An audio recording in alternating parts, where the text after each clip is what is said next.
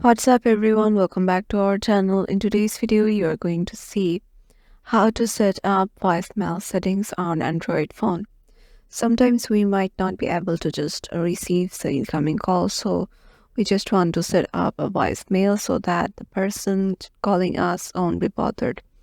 So let's head over to our phone and then go to the three dots icon and click on settings.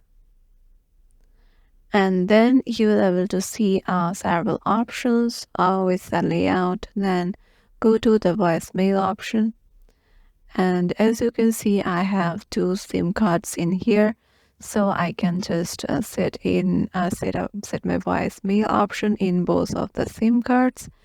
And if I want to set in one of them, then just click on the voicemail number and just set up a number in which you can voice mail it and click on OK.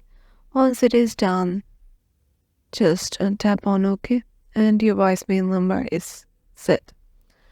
And then once a person just call you, then they will get a voicemail from this number. And yeah, this is how you can do it. Hope this video will help you out, and we will see you in the next one.